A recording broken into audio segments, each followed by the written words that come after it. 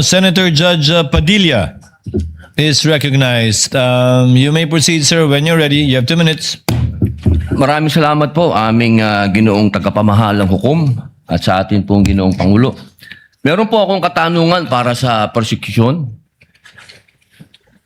Sa akin pong mga kaibigan sa prosecution.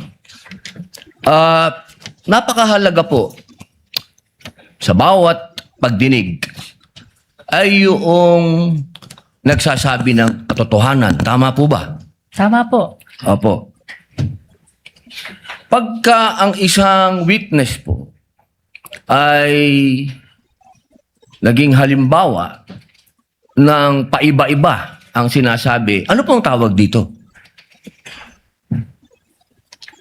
Di ba po kasinungalingan? This is a hypothetical question, Apo. Your Honor. You are not referring to any particular witness? Si Las Cañas po. Yung inyo pong pinakitang affidavit, Your Honor? alam niyo po, hindi pa po ako tapos, kaibigan. Alam niyo po, napakalungkot po para sa amin na marinig na merong kayong ibinigay na affidavit na nabahiran dito po sa loob ng Senado. Dito sa plenaryo ng Senado ay nabahiran ng matinding masasabi nating kasinungalingan sapagkat magkaiba ang kanyang sinabi. October 3, 2016, sinabi niya walang kinalaman ang Pangulong Rodrigo Roa Duterte. February 20, March 6, na iba na ang istorya. Ang tanong ko po, ano ang tawag sa taong paiba-iba ang sinasabi? Di ba po sinungaling? May I answer, Your Honor? Opo, opo. Kagaya po ng aking binigyang linaw kanina. At paulit-ulit na rin pong sinabi ng ating presiding officer. Pakisagot na lang po kasi yun lang po ang tanong. Tama po ba o mali na tawaging sinungaling ang taong iba-iba ang sinasabi? I'm sorry, Your Honor, but I need to qualify my answer.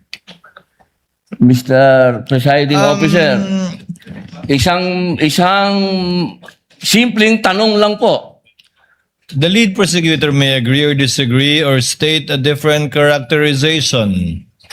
I can state a different characterization if I'm asked by the good Senator Judge. You may disagree or agree with the Your statement Honor. of the Honorable Senator Judge Padilla. Feel free to say no or yes, Counsel. Kagalang-galang ng mga senator judges at sa atin pong mga nanonood na kababayan. Dahil binanggit po ng kagalang-galang na Senador Robin Padilla ang pangalan at ang affidavit ni Arturo Las Cañas, nais ko pong linawin ang kanina ko pong manifestasyon. Ito po ay ipresenta sa impeachment court bilang bahagi ng testimonya ng witness. Hindi pa din po sinasagot ang Lead prosecutor, the response, it's not responsive to the question of Senator Judge Padilla. Allow me to, if the good Senator Judge will allow the presiding officer, pwede ba nating sabihin, lead prosecutor, na ang testigong pabago-bago ang kanyang testimonya sa magkakaibang petsa o araw o panahon ay isang testigong hindi maaasahan? Without particular reference to Arturo Las Sa Cañas, pangkalahatan, I agree with you, Honorable Presiding Officer. Posible nagsisinungaling siya sa isa, nagsasabi ng totoo sa isa, o nagsisinungaling sa isa, nagsasabi ng totoo sa isa, hindi na natin malalaman yun.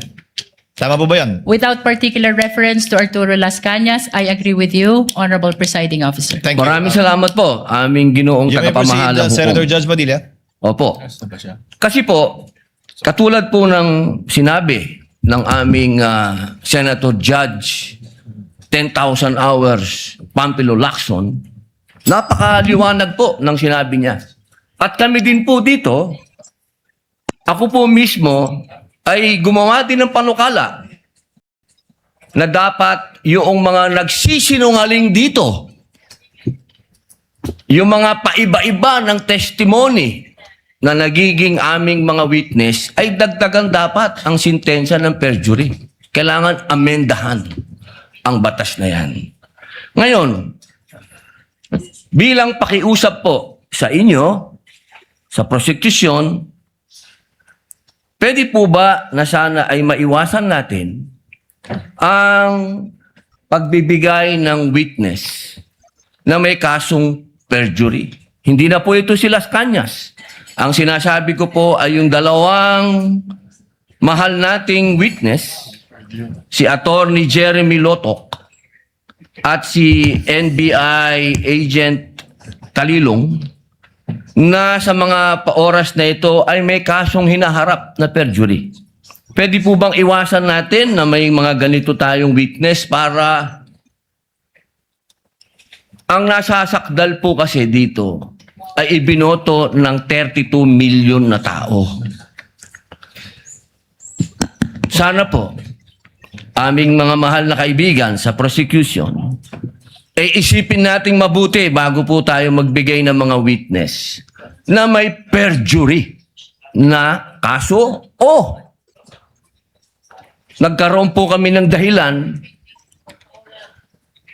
na gumawa ng amenda na itong perjury ay amendahan.